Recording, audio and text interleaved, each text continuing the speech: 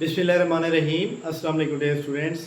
जी जनाब, आज हमारी क्लास जो है लाइव नहीं हो रही बल्कि रिकॉर्ड क्लास हो रही है। तो आज जनाब हमारा पहला लेक्चर है जो कि पीरा एक्ट 2024 के ऊपर है। तो आप तमाम लोगों ने इस पूरे लेक्चर को अच्छी तरह देखना है।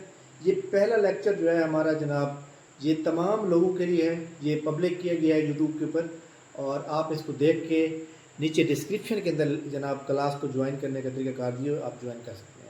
लेकिन इस लेक्चर को पहले देखें और उसके बाद समझें, क्योंकि हम लेक्चर के साथ आपको पीडीएफ नोट्स भेजेंगे एमसीक्यूज में। उन सब का अगले दिन टेस्ट होगा। 22 टेस्ट होने हैं 10 अक्टूबर तक, और इंशाल्लाह ताला आप, हमारा टारगेट ये है कि हमारे स्टूडेंट जो है वो 70+ मार्क्स ले जाएँ। सबसे पहले देखें जनाब पीरा एक्ट। पीरा जो है आपको पता है पंजाब इन्फोर्समेंट रेगुलेटरी अथॉरिटी, जो कि 2024 में बनी है, ठीक है। और ये जो एक्ट है, इस एक्ट को भला क्या कहते हैं? इस एक्ट को कहते हैं extra ordinary. Extra ORDINAR, extra ordinary act. Extra ordinary act क्यों कहा जाता है?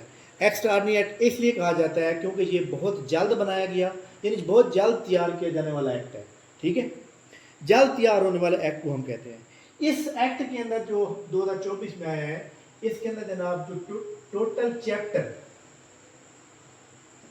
चैप्टर हमारे पास 18 है, और टोटल सेक्शन जनाब हमारे पास जो है वो 82 है।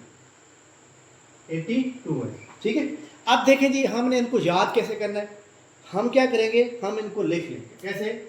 यहाँ पे आप जनाब हेडिंग दें चैप्टर की, और यहाँ पे आप हेडिंग दें सेक्शन की, ठीक है। आपने बिल्कुल जैसे मैं आपको बताऊं, आपने वैसे ही याद रखना है। 1 2 3 4 5 6 7 8 9 10 11 12 13 14 15 16 17 एंड 18। ये जनाब हमारे चैप्टर के नेम है। भाई चैप्टर का मतलब क्या है? ये हमारे चैप्टर हैं जनाब, जो मैंने आपको अभी बताए हैं कि आपने ये जो हमारे चैप्टर हैं 1 2 3 से 18 तक। अब हर चैप्टर में कितने सेक्शन आते हैं ये आप देखिए हमारे सामने। पहले चैप्टर के अंदर सेक्शन है 2, दूसरे के अंदर है जनाब 9, ठीक है। तीसरे के अंदर हमारे पास कितने हैं? तीसरे के अंदर है 4, ठीक है। और पांचवा जो है, सॉरी चौथा एक्ट जो है उसके अंदर है जनाब 3, पांचवें के अंदर 11, छठे के अंदर जनाब हमारे पास 3 है, सातवां आठवां 9, इसके अंदर जनाब 6 है, इसके अंदर 1 है, इसके अंदर 2 है, ठीक है। 10 11 12, 10 11 12 इसके अंदर जनाब 1, ये 4, ये 1, ठीक है।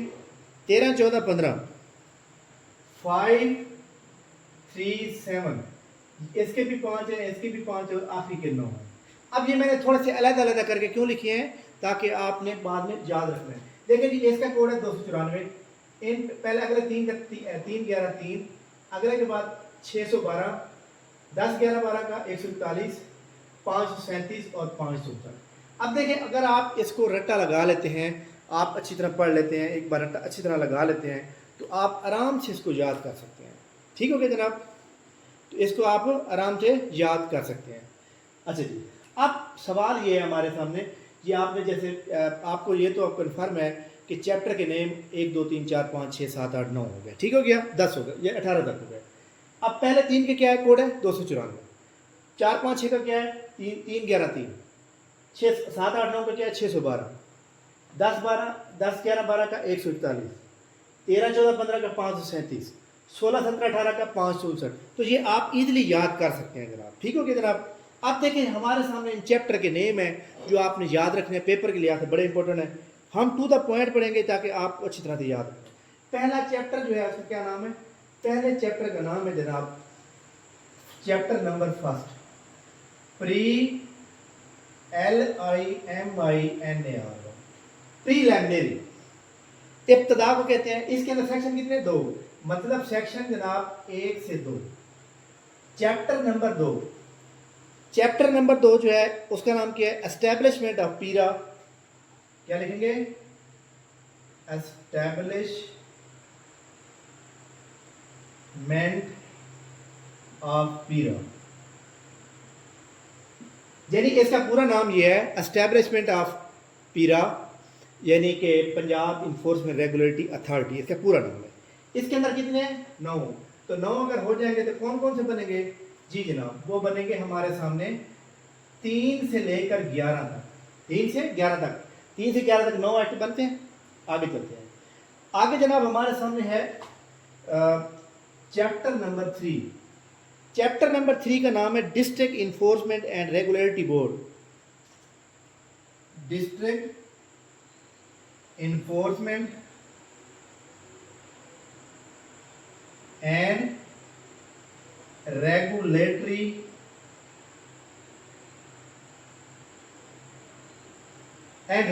बोर्ड। इसका जो कोड हमारे पास मौजूद है, उसका कोड का क्या नाम है? सॉरी, इसका कितने हैं टोटल? हमारे पास 4 है। तो कौन कौन से बन जाएंगे भला?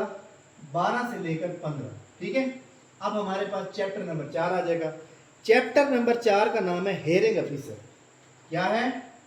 HEARING, hearing officer. अब हेयरिंग ऑफिसर जो है चैप्टर नंबर 4 पे 3 है, तो फिर कौन से बन जाएंगे? 16, 17, 18, यानी 16 से लेकर 18। ठीक है, वैसे ऊपर भी लिखा हुआ है, नीचे भी लिखा हुआ है। एंड पे हम देखेंगे कि 82 बनते हैं या नहीं बनते। ठीक है, चैप्टर नंबर 5। चैप्टर नंबर 5 का नाम है establishment of enforcement station. Number 5,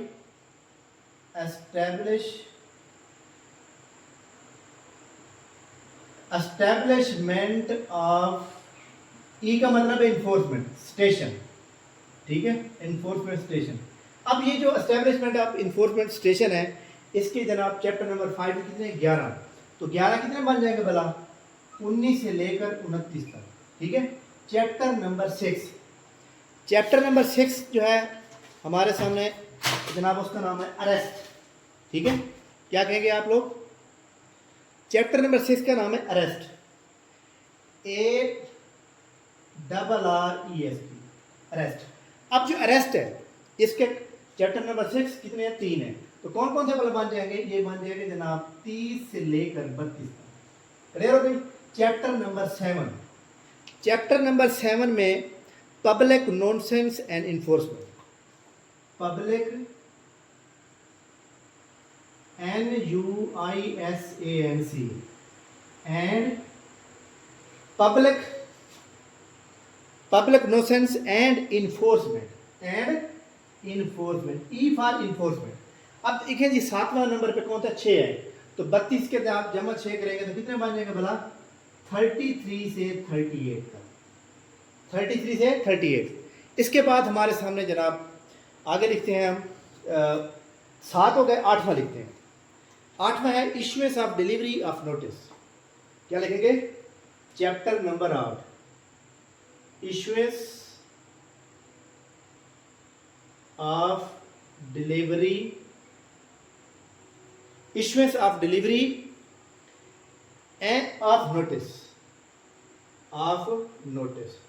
ठीक हो गया जनाब। इसके बाद नंबर 9। अब देखें जी, 8वां नंबर पे हमारे पास कौन सा? 1 है। तो कौन सा बन जाएगा? 39 जैसे बन जाएगा।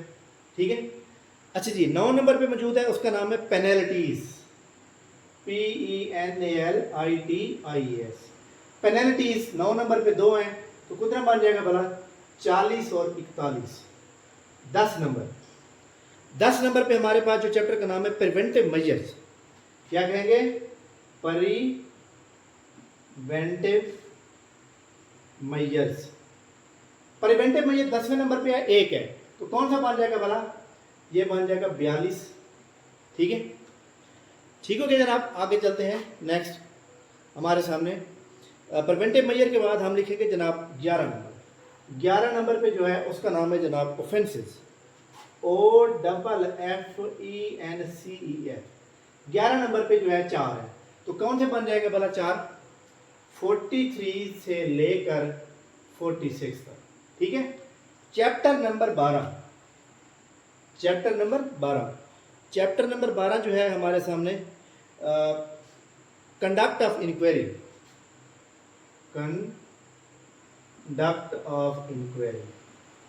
QUERY, conduct of inquiry. Conduct of inquiry जनाब चैप्टर नंबर 12 के एक है तो कौन सा बन जाएगा 47। ठीक हो गया। चैप्टर नंबर 13 के जनाब 5 हैं और 13 का जो चैप्टर है उसका नाम है जनाब jurisdiction and procedure. JURISDICTIO jurisdiction and PROCEDUR।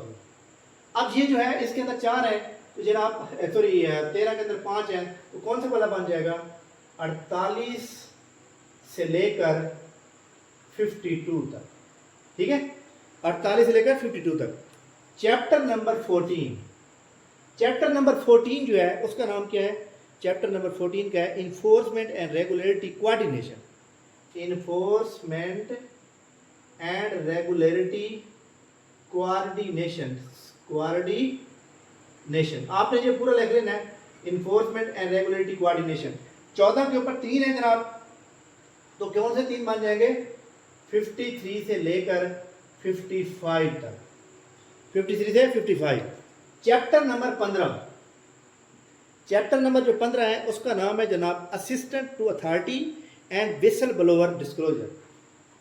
Assistance to authority and WHISTLER BLOW blower और ये क्या है डिस्क्लोजर। डिस्क्लोजर किस पहले DISCLOSUR डिस्क्लोजर। अब देखिए जी हमारे सामने ये जो हमारे पास मौजूद है इसके अंदर आपने याद रखना है कि 15 के अंदर 7 है तो 7 कौन कौन से बल बन जाएंगे 7 बन जाएंगे 56 से 63। कौन से बल बनेंगे 56 से 63 बन जाएंगे। इसके बाद हमारे पास चैप्टर नंबर 16 का क्या नाम है cost reward and refund. Cost reward and fund इसका 16 है 16 कितने हैं 5 है तो ये कितने बन जाएंगे बोला 64 से लेकर 68 तक। ठीक हो गया। चैप्टर नंबर 17 का नाम है फाइनेंस अकाउंट्स एंड ऑडिट। क्या कहेंगे फाइनेंस अकाउंट्स और ऑडिट। ठीक है। अब देखिए जी हमारे सामने 17 के 5 है तो 68 के बाद 5 कितने आ जाएंगे 69 से 73। ठीक है। आखिरी क्या है आखिरी जनाब 18 चैप्टर है और इसका नाम है मिसलिनियस MISCELLANEOUS। मिसलिनियस की कितने 9 तो कितने बन जाएगा भला ये बन जाएगा जनाब 73 तो आ चुका है 74 से लेकर 82। बात क्लियर हो गई। अब सवाल ये है कि आपको चैप्टर के नेम मैंने लिखवा दिए सेक्शन कैसे याद रखने ये ट्रैक बता दिया। अब चैप्टर के नेम कैसे याद रखने हैं चैप्टर के नेम याद रखने के लिए जनाब एक मैंने कोड बनाने की कोशिश की है तो ज़रूरी नहीं है कि जनाब मेरा कोड सबसे अच्छा हो आप खुद भी एक कोड बना सकते हैं। कैसे भला पहले नंबर पे आपने क्या लिखना है पहले नंबर पे आपने मैं कोड लिखूंगा।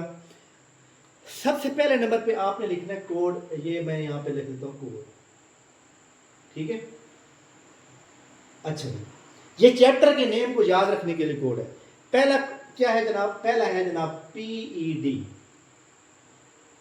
अब देखें P से क्या बनता है देखिए जी आप मैं आपको ना एक बात बताऊं कि हमने एक पॉइंट तक पहुंचना है ना।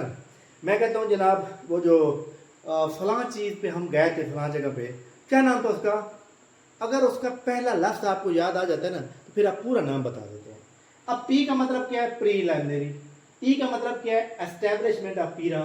D का मतलब क्या है district enforcement and regulatory board.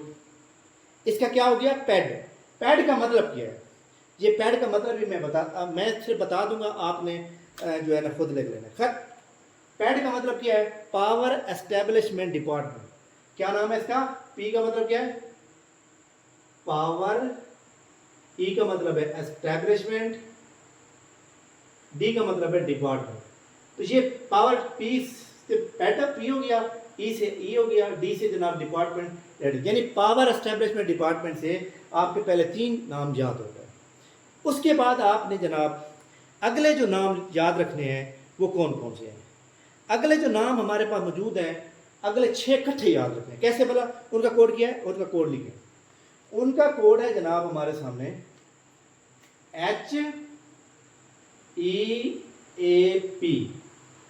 HEAP, आगे जनाब एक डैश लगा के IP, heap IP। Heap IP का क्या मतलब है? अब देखिए, आपने तो एक पॉइंट तक पहुंचना है ना। H का मतलब क्या है? Hearing officer. E का मतलब क्या है? Establishment of enforcement station. A का मतलब क्या है? अरेस्ट। P का मतलब क्या है? Public nuisance and enforcement. और I का मतलब क्या है? Issuance of delivery of notice. P का मतलब क्या है? पेनल्टीज। 9 याद हो गए। लेकिन अब सवाल यह है कि हीप IP से हमने क्या बनाया? ठीक है, हीप IP से जनाब लिखिएगा, क्या लिखना है आपने? देखिए, आपने लिखना है जनाब हेड ऑफ, बल्कि हेड ऑफ खत्म कर दें, ठीक है। हेड, इसको यहां नहीं लिखते बल्कि नीचे लिखते। एच का मतलब क्या है? हेड। अच्छा जी, ई का मतलब है एजुकेशन। एजुकेशन का हेड होता है। ए का मतलब है आर्ट्स, एजुकेशन आर्ट्स। और इसी तरह हमारे पास पी का मतलब क्या है? प्रोग्राम, ठीक है। पी का मतलब क्या है? प्रोग्राम। और आईपी का मतलब क्या है? आईपी का मतलब है इन पंजाब, इन पंजाब। अब ये हमारे, अब देखें हमारे सामने ये एच हो गया, ये ई हो गया, ये ए हो गया, ये पी हो गया, ये आई हो गया, ये पी। अब ये 9 चैप्टर आपको याद हो गए। PAT, HEAP, IP. अब पैट का मतलब क्या है? Power establishment department. Head education arts, head education arts program in Punjab, head education arts program in Punjab. आपके 9 चैप्टर आपको याद हो गए। आपने एक पॉइंट तक पहुंचना है। चैप्टर का वहां देखें, अगर आपको ये कोड याद है, वहां पे आपको चैप्टर का नाम तो ऑप्शन में दिया होगा, मतलब एमसीक्यू जो दिया होगा वो आपको ऑप्शन में दिया होगा। तो ऑप्शन में अगर दिया होगा तो आप जनाब उसको जो है, जब आपको कोड याद है तो आप इजीली जो है याद कर सकते हैं जनाब, ठीक है। तो इसलिए आप आराम से याद कर सकते हैं जनाब, ठीक। बात क्लियर हो गई? आगे चलते हैं।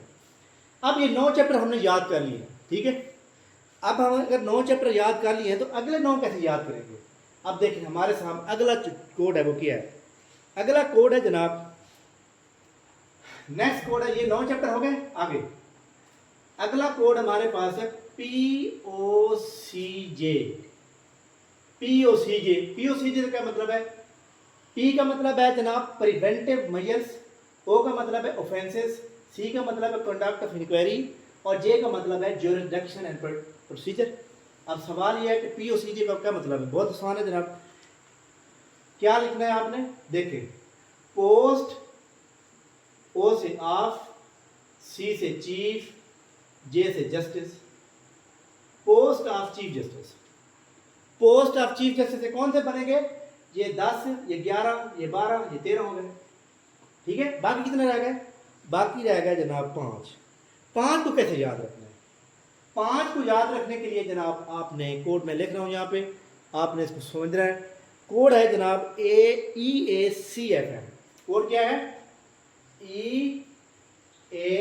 EACFM। EACFM। अब सवाल यह है कि EACFM किस को स्टैंड करता है?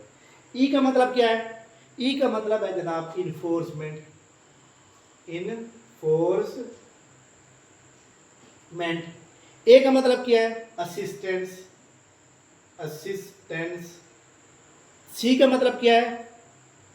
Enforcement assistant. एंड, ए से एंड आ जाएगा, सॉरी ए से कुछ नहीं, एंड से कुछ नहीं बनना। Enforcement assistant and chief financial manager. Chief financial manager, ठीक है जनाब। अब देखें, अब आपने क्या करना है? आपने तो पॉइंट तक पहुंचना है। आपको पहला एक हर्फ अगर याद है फिर आपको चैप्टर याद आ जाएगा, क्योंकि चैप्टर का नाम तो वहां दिया होगा। EACFM। EACFM का क्या मतलब है? Enforcement assistant and chief financial manager. देखें, ई का मतलब क्या है? Enforcement regulatory coordination, enforcement regulatory coordination, CA, ठीक है। अच्छा जी, इसके बाद अगला ए से क्या है, assistant to authority and whistle blower disclosure, ठीक है। सी का मतलब cost revenue and cost reward and fund. F का मतलब फाइनेंस ऑडिट अकाउंट्स। एम का मतलब मिसलेनियस। अब आपको देखें जनाब, मैंने कोड बताया है किस तरह आपने कोड याद रखने हैं, 82, ठीक है, आपने ये कोड याद रखना है। आपको मैंने चैप्टर के नेम वो भी कोड बता दिया आपको। आपने सब ने जनाब ये बताना है कि आपको ये पहला लेक्चर हमारा कैसा लगा। कल इंशाल्लाह ताला जो क्लास के अंदर हमारे रजिस्टर्ड स्टूडेंट अल्हम्दुलिल्लाह 70+ में हो चुके हैं, इस लेक्चर का और जो मैंने आपको 10 पेजेस की PDF MCQs में भेजे हैं, उन तमाम चीज़ों का जनाब आपको जो है वो किया जाएगा जनाब, टेस्ट होगा, ठीक है। 100 MCQs का टेस्ट आएगा। मैंने अभी जो आपके साथ शेयर किए हैं 300 MCQs वो हैं, 300 से 400, और जो लेक्चर दिया है इसमें से भी।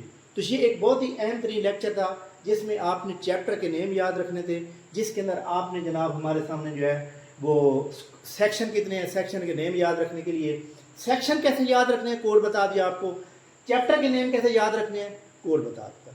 आपने अब खुद जनाब हिसाब लगाना है कि आपने जो है आपको, बल्कि कमेंट सेक्शन में ये बताना है, क्योंकि ये लेक्चर हमारा सबके लिए फ्री है। जो हमारी क्लास के स्टूडेंट हैं वो ज़रूर बताएंगे कि अब आपको लाइव जूम ऐप पे क्लास चाहिए या इस तरह रिकॉर्डिंग क्लास चाहिए, ठीक है। तो एक चीज़ मैंने और आपको ऐड करनी है जनाब। देखिए जी, हमारे पास जो सेक्शन है 1 से लेकर 82 तक हैं, जो मैंने यहाँ से ये सारे आपको लिख के दे दिए, ठीक है। चैप्टर 1 के अंदर कितने सेक्शन है, 2 है, प्रीलिमिनरी, ठीक है। प्रीलिमिनरी के अंदर हमारे पास कितने सेक्शन है, 2 है। तो इसके अंदर जनाब आपने सेक्शन 1 और सेक्शन 2, इसको थोड़ा सा मैं डिफाइन कर देता हूँ 5 मिनट मजीद, ताकि आपको थोड़ा सा मजीद समझ आ जाए। सेक्शन 1 का नाम क्या है, सेक्शन 1 का नाम है जनाब short title extend and application. पहले मैं नाम लिख देता हूँ, फिर दूसरा जो है हमारे पास जो सेक्शन नंबर 2 है हमारे पास, वो है जनाब डेफिनेशन, ठीक है। वो क्या है, डेफिनेशन, खत्म बात। मतलब आपने अब मजीद गहराई में नहीं जाना, इतना याद रखें काफ़ी है। शॉर्ट टाइटल का मतलब क्या है, शॉर्ट टाइटल का मतलब है कि ये जो इन्फोर्समेंट अथॉरिटी बनी है, इसका पूरा नाम क्या है, इसका पूरा नाम है Punjab enforcement and regulatory authority. Regulation नहीं है, रेगुलेटरी अथॉरिटी है, ठीक है। अच्छा जी, एक्सटेंड का मतलब क्या है, एक्सटेंड का मतलब है ये कहाँ पे लागू होगी, इसकी लिमिटेशन कहाँ तक होगी। It is limited all over the Punjab, यानी ये इसकी जो लिमिटेशन है वो all over the Punjab boundary के ऊपर होगी। अब ये हमने पीरा बनाई है, पंजाब की बनाई है ना, अब ये ना फेडरल गवर्नमेंट पे अप्लाई होती है, ना सिंध पे होती है, ना KP के, ये सिर्फ पंजाब के ऊपर होगी। अप्लाइकेशन का मतलब यानी पूरे पंजाब के अंदर जो है इसकी वो सॉरी, एप्लीकेशन का मतलब है ये कब अप्लाईकेबल होगी, ये फॉरन इमीडिएटली कब होगी, वो भी मैं आपको बता देता हूँ। सेक्शन 2 में डेफिनेशन आ जाती है। अब डेफिनेशन काफ़ी सारे वहाँ पे दी हुई है, किसका क्या मतलब है, किसका क्या मतलब है, वो जस्ट आप रीड करते जाएँ तो आपके लिए कोई मसला नहीं है। तो इसके बाद जनाब एक चीज़ मैंने और बतानी है कि ये जो एक्ट है ना, ये पंजाब असम्बली से कब पास हुआ, ये चीज़ आपने ज़रूर नोट करनी है, क्योंकि ये पंजाब असम्बली से जब पास होता है तो वो भी आपको याद होना चाहिए, वो MCQ पीरियड बनेगा। और जो इसका ये पास हुआ था जनाब अपना, इससे गवर्नर साहब ने जब साइन किए थे, वो सवाल भी MCQ में बन के आ सकता है। तो लिहाजा आपको जनाब ये दोनों MCQs आने चाहिए। याद रखिएगा, पंजाब असम्बली से ये पास हुआ कब बना, पंजाब असम्बली से होता है जनाब ये 11 अक्टूबर 2024 को। गवर्नर इसको कब असेंड करता है, सॉरी गवर्नर साइन कब करता है, गवर्नर करता है जनाब 16 अक्टूबर को। और गजट नोटिफिकेशन कब बन जाता है, गजट नोटिफिकेशन यानी जब गजट के ऊपर आ गया तो आपका कानून कैसा बन गया, तो क्या बन गया, गजट नोटिफिकेशन। तो ये अगले दिन जनाब नोटिफाई हो जाता है, नोटिफिकेशन। तो ये जनाब अगले दिन नोटिफिकेशन हो जाता है कब, 17 अक्टूबर को, 17 अक्टूबर 2024 को, ठीक है। ये बड़ी इंपॉर्टेंट बात है।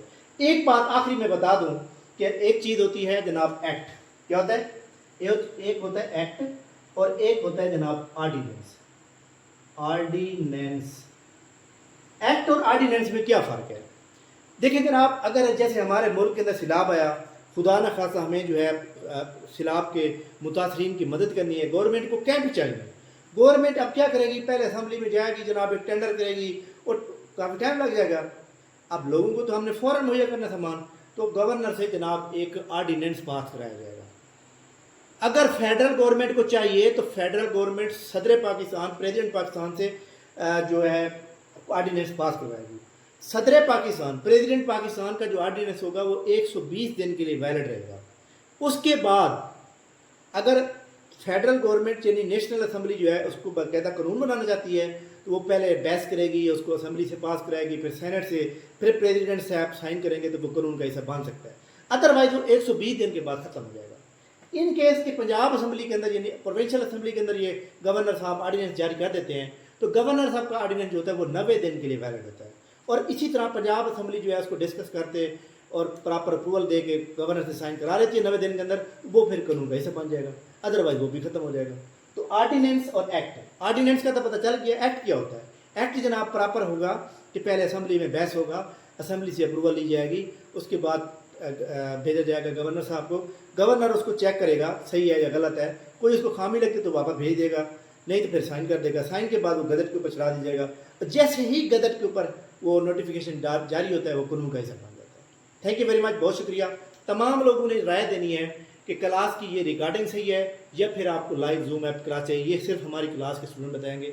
बाकी जो हमारे फॉलोअर हैं वो ये बताएंगे कि आपको ये लेक्चर सेक्शन कैसे जरा कि किस तरह याद करने हैं, चैप्टर कैसे याद रखने हैं, कोड कैसे लगा, ज़रूर आप कमेंट सेक्शन में बताएंगे। थैंक यू वेरी मच, बहुत शुक्रिया, अल्लाह हाफ़िज़।